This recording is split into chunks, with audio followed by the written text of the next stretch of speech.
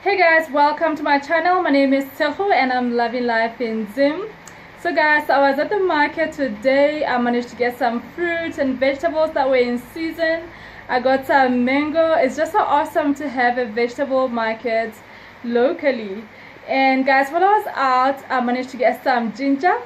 So early in December, I was at home in Botswana. I was visiting my family with Amon and we had a lot of ginger beer. And my mom sent us with some cream of tartar and some other stuff to make the ginger for myself. So today I decided is the day that I tried for the first time. We'll see how it goes. Let's get in this video.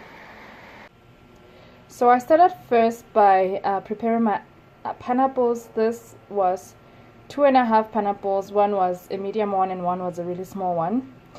First of all, I cut them in circles and I just peel the sides. They don't have to be perfectly peeled. I know pineapple can be a challenge.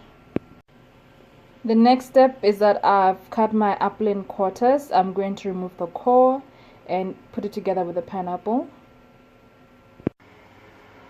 In the meantime, I'm firing up my water. This is really just to help the sugars and the ginger powder and the other stuff to dissolve quickly.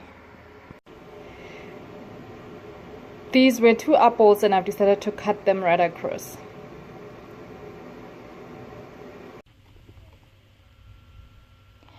Now that the water is hot, I'm going to do 5 cups of sugar, but this is a half cup, so I'm going to double the amount of times I'm digging in.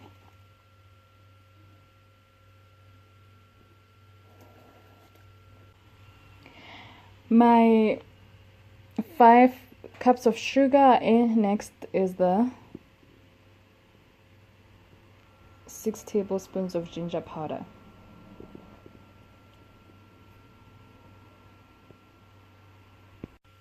In fact, that was the whole packet of the Heinz, 50 grams. If I would have known, I would have just emptied the contents inside. Next is 1 teaspoon of tartaric acid. It will come locally in a packet like this, written tartaric acid, or in a packet like this. I believe this is the same thing.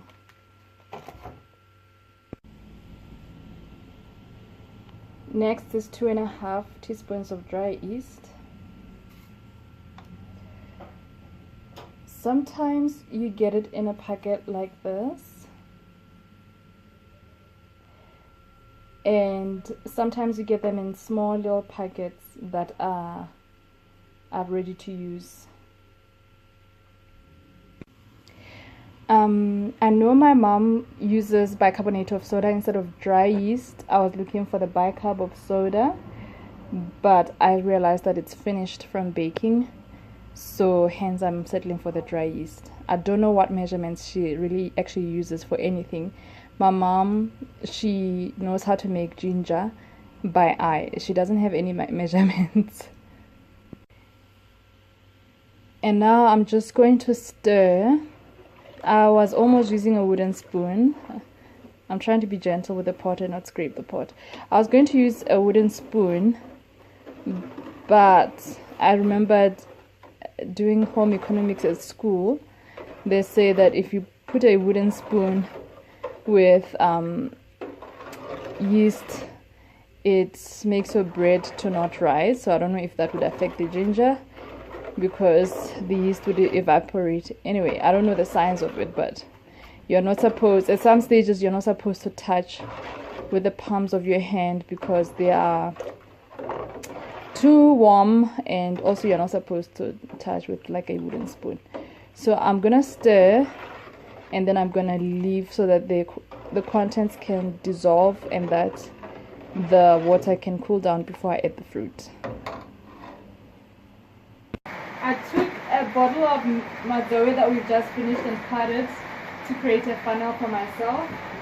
I need to make sure that my mix is no more than 9 liters, because it makes 9 liters. So in order to not exceed, I'm using this 5-liter container to help me.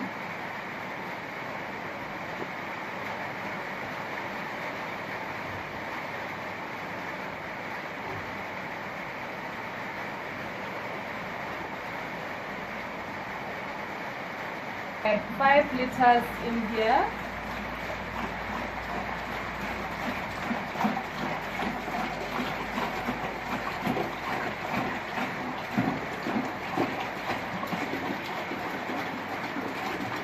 And then I'm gonna pour the rest inside. We had actually measured perfectly. This is the last part. This is about another 4 liters. So I think we have our 9 liters. Okay, so finally I'm going to add my fruit inside the mix. The importance of the fruit is just to give your ginger beer a fruity taste. Instead of just a ginger taste, it gives it a nice flavor. And together with this, I'm just going to add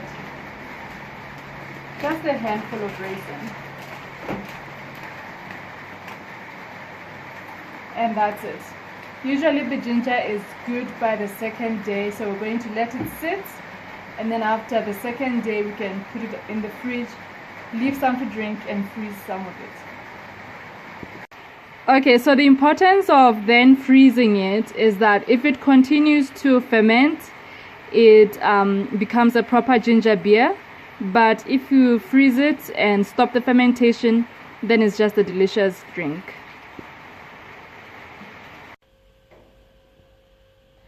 Hey guys, just wanted to say that when we tried the ginger beer, by the second day it was very flat. I was initially going to follow my mom's way of doing it, just play with the ingredients and just watch and see what it's looking like. But when I saw that the Heinz packet had a ginger beer recipe at the back, I decided to play it safe and follow the recipe. But by the second day it was pretty flat, and we're concerned that it just wasn't going to work out. So what we did is we added some of the ingredients and we just played with it, and in the end, by day 3, it was tasting amazing. The friends that we'd had over had never tasted ginger beer, the homemade kind, since it's not part of the culture here.